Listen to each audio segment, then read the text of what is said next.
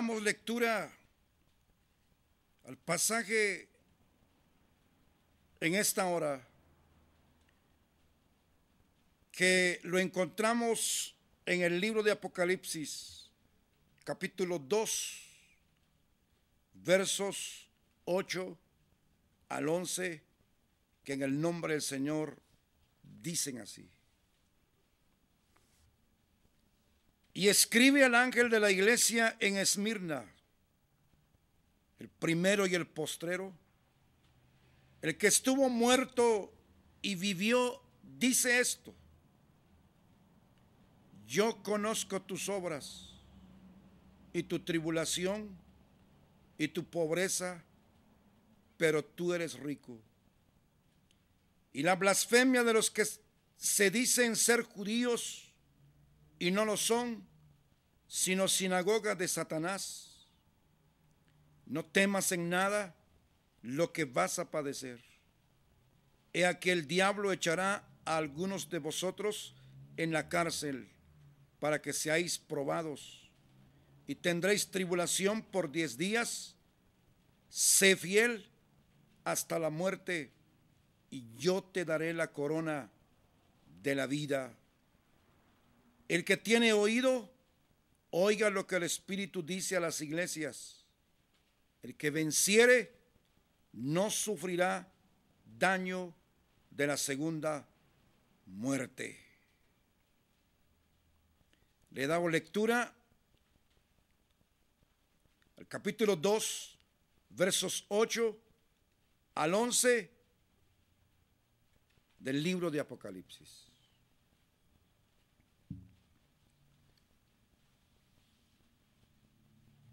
La iglesia, o cada una de las iglesias de Apocalipsis, o que menciona el capítulo 2 y parte del capítulo 3,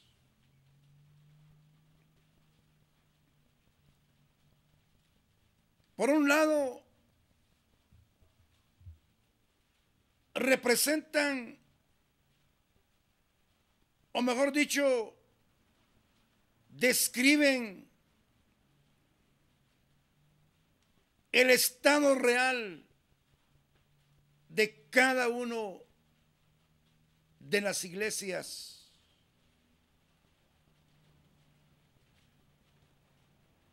Pero también representó el estado de la iglesia en las distintas épocas de la historia. Y también representó y representa la situación de cada persona en particular.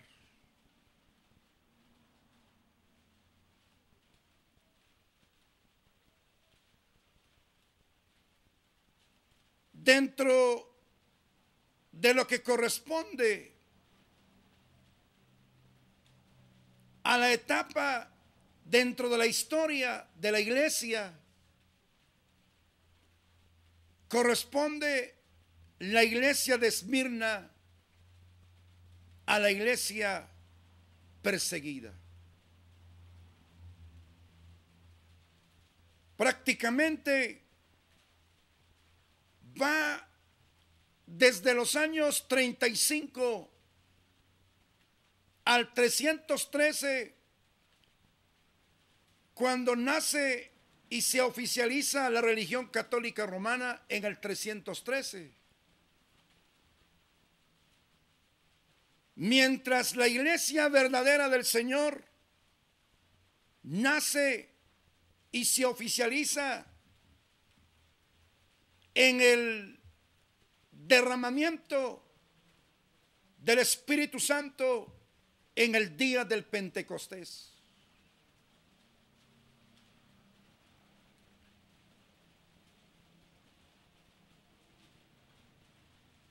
Satanás emprendió a través de los emperadores romanos y todos sus secuaces para perseguir a la iglesia, aplastar supuestamente y exterminar con aquellos que seguían al Cristo resucitado.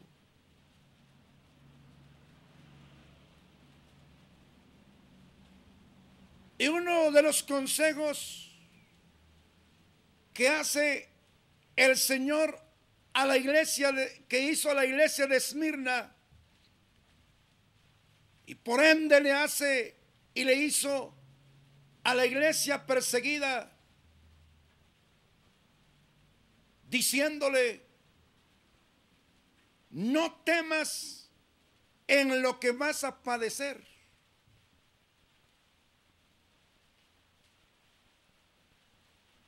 Porque lo primero que hace el diablo es meter temor, meter miedo, la amenaza. Y se concretó el martirio, la muerte de miles de hermanos. Si leemos la historia secular y si leemos la historia de la iglesia, vemos cómo martirizaron, cómo mataron a nuestros hermanos en el Coliseo romano.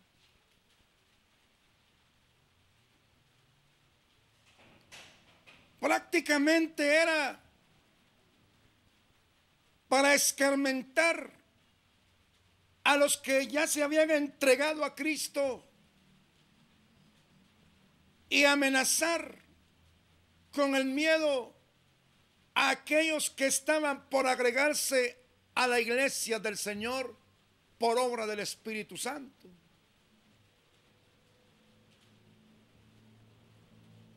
Pero como el empuje, la fortaleza no venía de una organización humana, no era un partido para competir y discutir por el poder terrenal, sino que la iglesia era el conjunto de personas lavadas en la sangre del Cordero, el conjunto de personas que verdaderamente habían salido del mundo, habían experimentado la liberación del pecado, habían experimentado la derrota de Satán en sus vidas y ahora estaban en el reino del amado Hijo de Dios.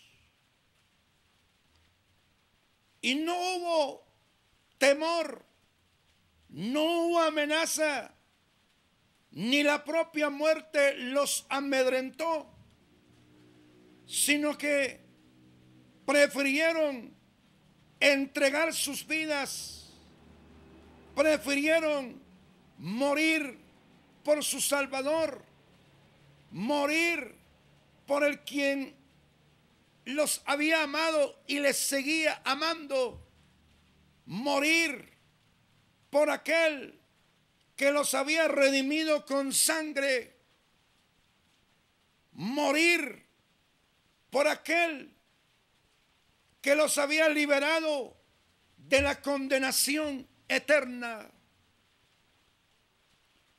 Llega el mensaje a la iglesia perseguida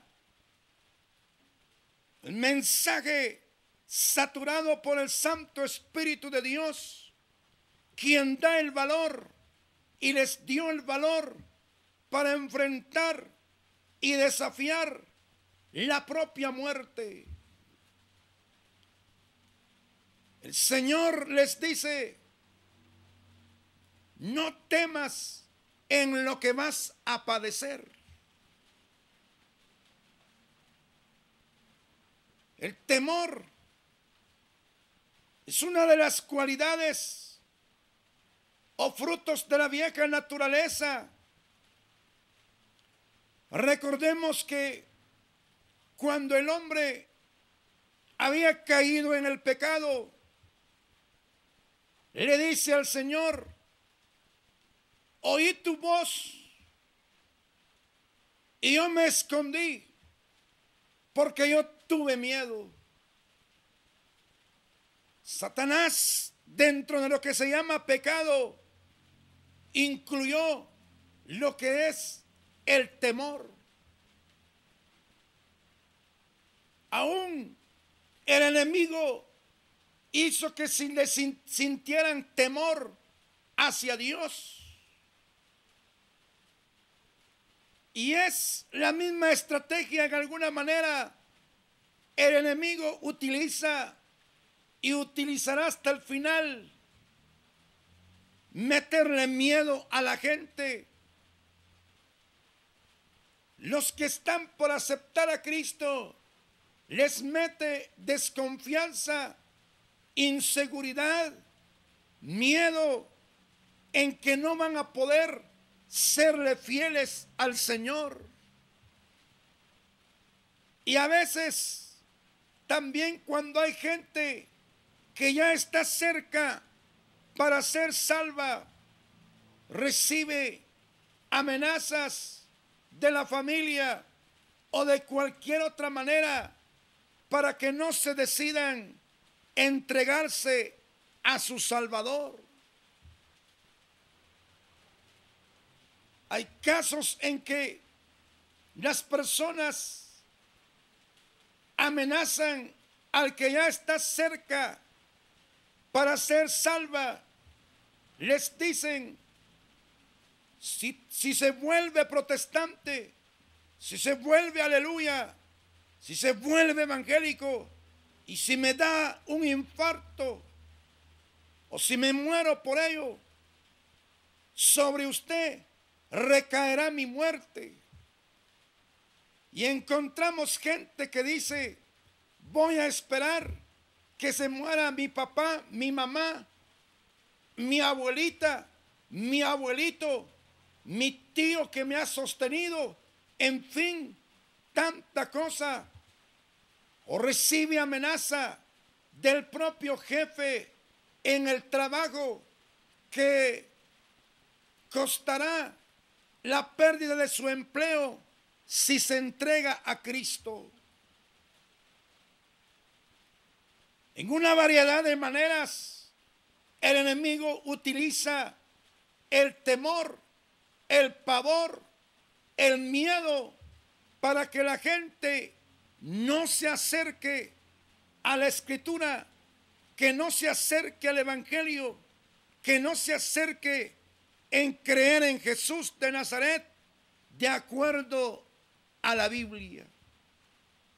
Porque el diablo procura, a través de todos los medios establecidos en cada religión, en cada secta, que se alinee la gente de acuerdo a lo que los hombres han establecido, pero menos lo establecido por la palabra.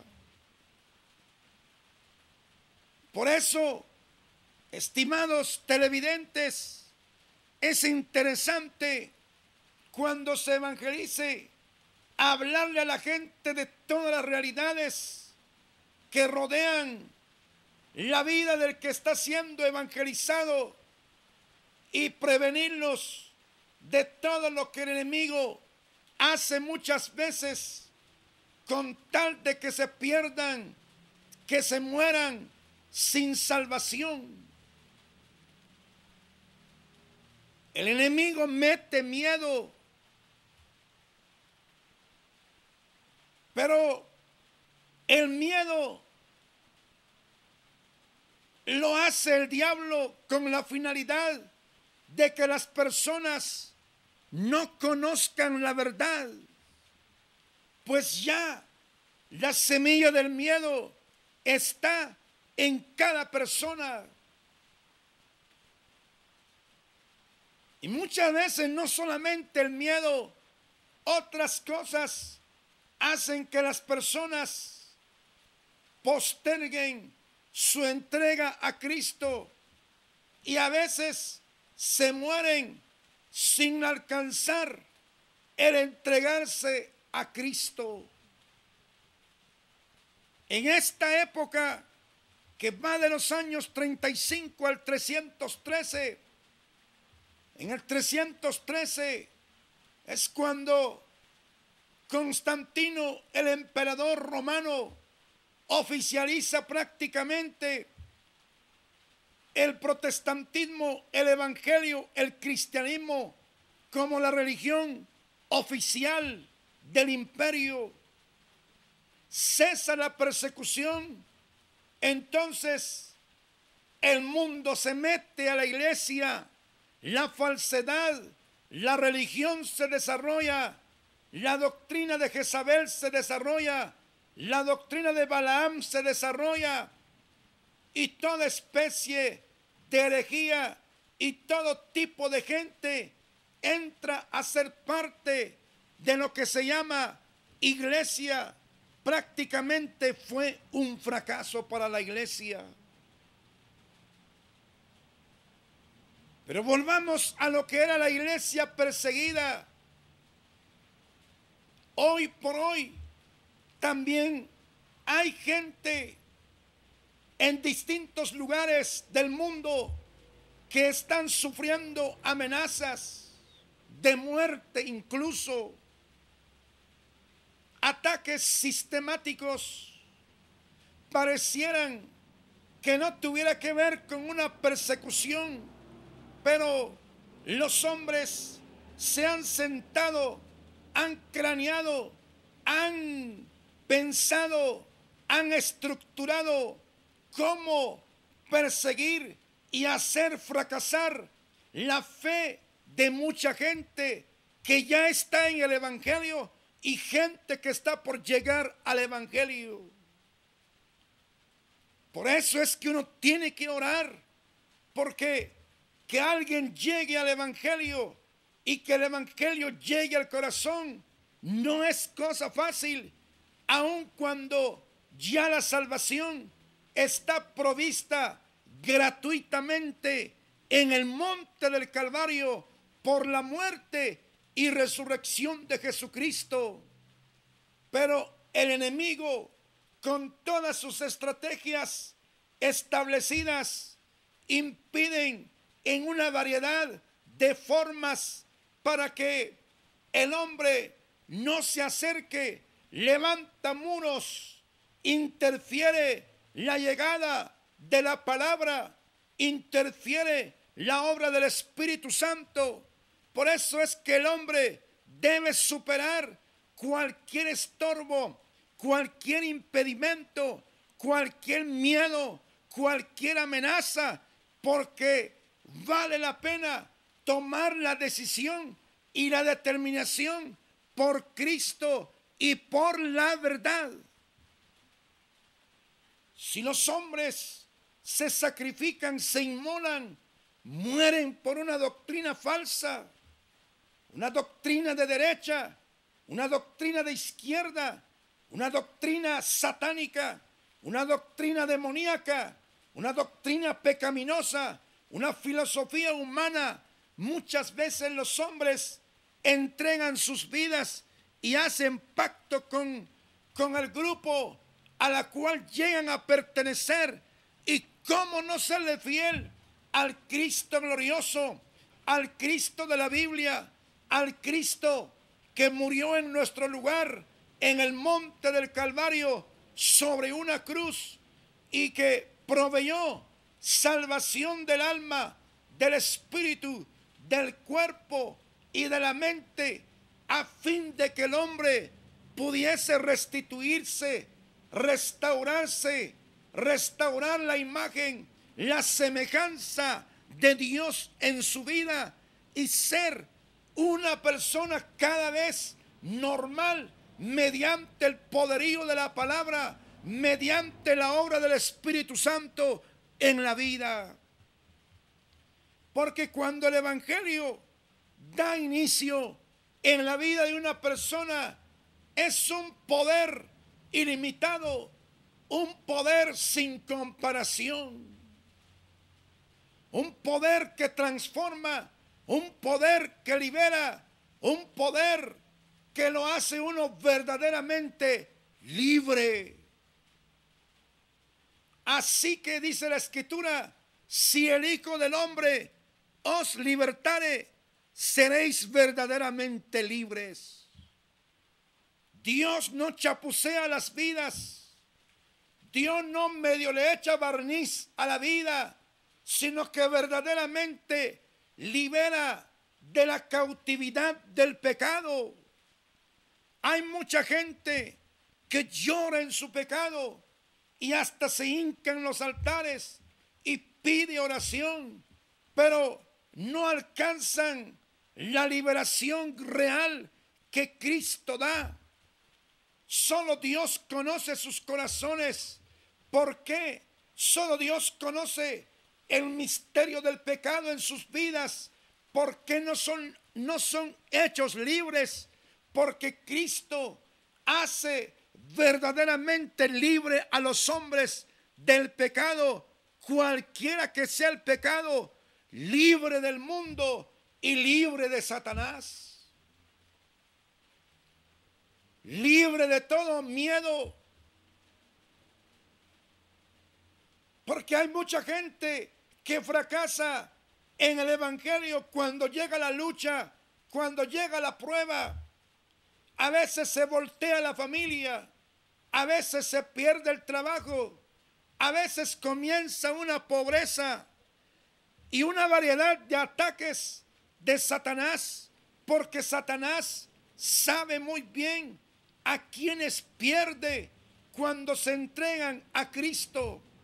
Pero cuando las personas repiten el mismo proceso que hizo aquella gente que se incorporó a los grupos de la iglesia en ese entonces, pero sin la experiencia del nuevo nacimiento, sin la experiencia de la obra del Espíritu Santo para un nuevo corazón, esas personas siguen la rutina de la vida con Biblia, con himnarios, terminan fracasados y terminan en el infierno porque nunca pensaron, nunca se examinaron, nunca confrontaron su vida a la palabra y nunca se dejaron convencer del Espíritu Santo tocante a la condenación eterna. Pero los que verdaderamente se entregan a Cristo se enfrentan a problemas serios muchas veces, pero los problemas no nos pueden vencer. Las ofertas, las amenazas, la enfermedad y las pruebas y cuanta cosa pueda llegar a la vida. A veces hay gente que dice, ya vio, dice, todo eso le vino porque se metió al Evangelio. Y cuánta cosa sucede, pero cuando Cristo se entroniza en el nuevo corazón que Él da al hombre, no hay poder en ninguna parte del universo que lo pueda apartar y separar a uno de Cristo. Porque es muy lamentable por si hay alguno entre aquellos que por un hombre, que por un futbolista, que por una mujer dejan a Cristo, le dan la espalda a Cristo, pisotean la palabra, hacen afrenta al Espíritu Santo, tienen por inmunda la sangre de Jesucristo, niegan al Hijo de Dios por una bagatela por las algarrobas de este mundo, por si hay alguno que verdaderamente había llegado a Cristo. Es triste la condición de esa gente. Pero en aquellos que verdaderamente llegan al Evangelio, no es tan fácil que echen pie atrás. Por eso el apóstol Pablo exclama diciendo: ¿quién nos separará del amor de Cristo? Ni lo alto, ni lo bajo, ni lo profundo, ni la muerte, ni hambre, ni desnudez, ni la pobreza, ni espada. Ninguna cosa creada nos podrá separar del amor de Cristo.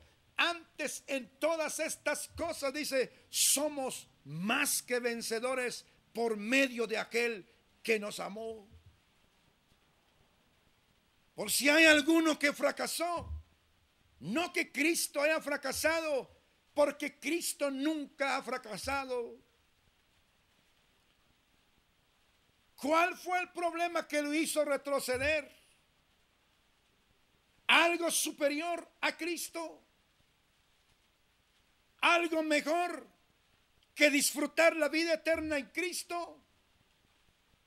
No vale la pena fracasar ante los problemas. No hay problema en el mundo que haya existido ni existirá en el futuro que pueda doblegar el ánimo, el deseo, la voluntad, el amor, la paciencia, la largura de ánimo en el creyente. No hay nada que lo pueda hacer fracasar y echar pie atrás, porque sabe lo que dice Dios en su palabra, sabe cómo fue que Dios llegó a su vida. No llegó al Evangelio por algún interés mezquino de este mundo. Llegó porque reconoció que estaba condenado y caminaba al propio infierno. Estaba ligado con obras del maligno. Estaba atado por el pecado. Estaba encadenado por Satanás. Pero Cristo llegó y lo liberó. Y tuvo la experiencia gloriosa, no imaginaria, sino que gloriosa en su vida, en donde experimenta realmente la paz interna. Y aun cuando aquello externo se volvió adverso, pero internamente se empieza a disfrutar una paz lograda en la muerte de Cristo en el monte del Calvario sobre una cruz. El consejo es: no temas en lo que vas a padecer. No todos los hombres tienen el mismo carácter y no rinden el carácter a la palabra, al Espíritu Santo y a Cristo mismo, sino que se dejan de influenciar, se dejan de manipular, se dejan de vencer y se dejan de atemorizar. La palabra dice que mayor es el que está en nosotros que el que está en el mundo. ¿Será superior el espíritu del fútbol en aquellos que ya no van al culto por estar viendo su partido? Tienen que analizar muy bien hasta qué punto han nacido de nuevo y han conocido y han tenido la revelación de haber salido del mundo. ¿No será que están regresando a Egipto? ¿No será que el olor de las cebollas, de los puerros, de los pepinos, de los melones, de las sandías, del pescado, los está atrayendo y arrastrando hacia el mundo? ¿Cuánta gente en los cultos con celulares que tienen televisión prácticamente, en lugar de adorar a Dios, poner atención a la palabra, están viendo el juego de su equipo preferido. Qué desgracia ser fanático de algo que no le va ni le viene a uno. Eso es mundo. Es interesante que revisemos cuál es nuestra manera de creer, a qué nos ha llamado Cristo y a qué nos llama cada día. Cuando el enemigo le conviene, acude a atemorizar al Hijo de Dios. Y en otra forma, cuando le conviene, pone el azafate de tentaciones para desviar la atención, para hacer perder el tiempo que le correspondía a la meditación de la palabra, que le correspondía a la oración y que le correspondía al culto. No temas en lo que vas a padecer. He aquí, le dice el Señor, el diablo echará a algunos de vosotros a la cárcel durante 10 días. Pero sé fiel, dice, hasta la muerte. El segundo consejo que le dio a la iglesia perseguida fue diciéndole: sé fiel hasta la muerte. Y ser fiel era ser un testigo fiel. Y ser testigo en el libro de Apocalipsis, en la traducción, equivale ser fiel hasta ser mártir para morir por la verdad en Cristo Jesús y en la palabra. Un testigo fiel es alguien que es candidato para ser mártir por la verdad.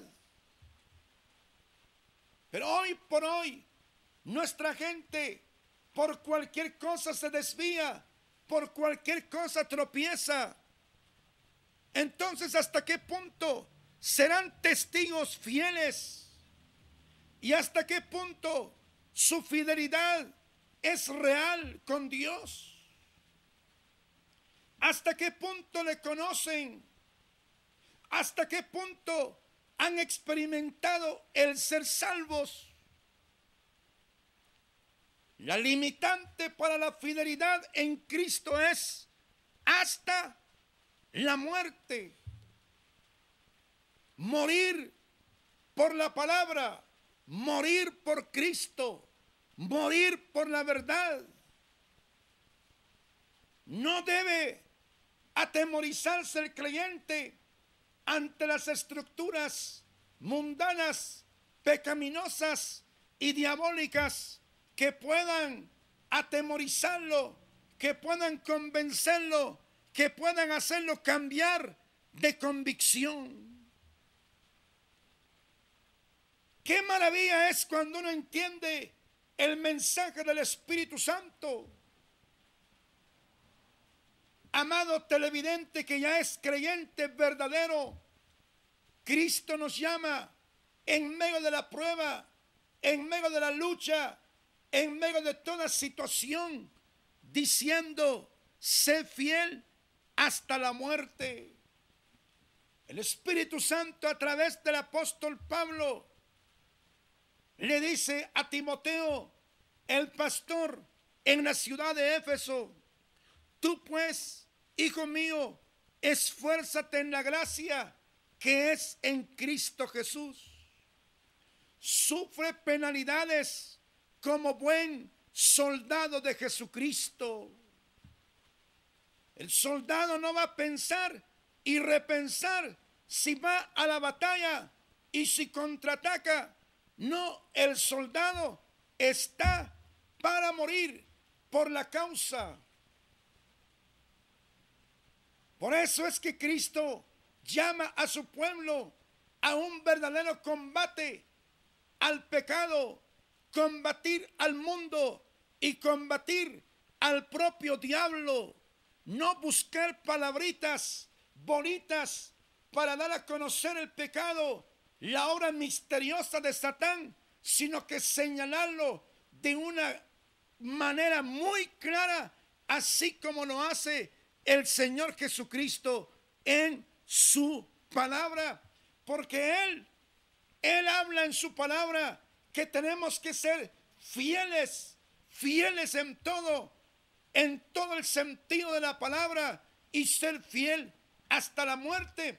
No ser fiel 20 años, 30 años, mientras se es adolescente, se es joven, se es adulto, o ser fieles hasta ser ancianos. No, ser fieles en toda la trayectoria de nuestro caminar en el cristianismo. ¿Qué es lo que le ha hecho fracasar a la gente? ¿Valdrá la pena? No vale la pena. ¿Cómo cambiar a Cristo por otras cosas? El amor, dice la palabra, que es tan fuerte, tan poderoso el amor, que las muchas aguas, dice, no lo podrán apagar. Las muchas aguas, las muchas tempestades, los muchos huracanes, los muchos vientos de doctrina y cuanta cosa combate al propio creyente día y noche, no podrán apagar el amor en su corazón, porque ha sido llamado a serle fiel a su Salvador, a su Redentor, quien no pensó 2 veces morir en una cruz en nuestro lugar. Él no merecía morir de esa manera, pero Él tomó nuestro lugar para lograr la salvación, para lograr la sanidad de nuestro cuerpo, de nuestra alma, de nuestro espíritu y de nuestra mente. Cuando Cristo verdaderamente llega a la vida y toma dominio de una vida, la vida es verdaderamente libre. No hay residuos de cadenas. Se experimenta el evangelio que presenta Pablo a los hermanos de Roma cuando les dice: porque no me avergüenzo del evangelio, porque es poder de Dios para salvación a todo aquel que cree. Y lo tercero que aconseja el Señor a la iglesia de Esmirna fue: el que tiene oído, oiga lo que el Espíritu dice a las iglesias. Porque Dios tiene un mensaje para cada congregación. ¿Cuál cree usted que es el mensaje del Señor a la iglesia a la cual pertenece usted? Si es que es iglesia, si es que es parte de la iglesia en todo el mundo, el cuerpo de Cristo. Ahora, si es una secta, ni siquiera pensarlo, porque ninguna secta expone la palabra ni conduce a la gente a Cristo, sino conduce a la gente hacia la estructura religiosa, conduce a la gente al liderazgo. Se practica el nicolaiticismo, se practica un montón de doctrinas que desvían la vista y el interés de los hombres de Cristo y lo ubican en otra cosa. Pero la palabra dice: el que tiene oído, o sea, el que le ha sido dado el oír la palabra, oiga, dice, lo que el Espíritu dice a las iglesias. ¿Cuál es el mensaje que tiene Dios a esta iglesia? ¿Y cuál es el mensaje que tiene Dios para nosotros? ¿Y cuál será el mensaje que Dios tiene para su iglesia?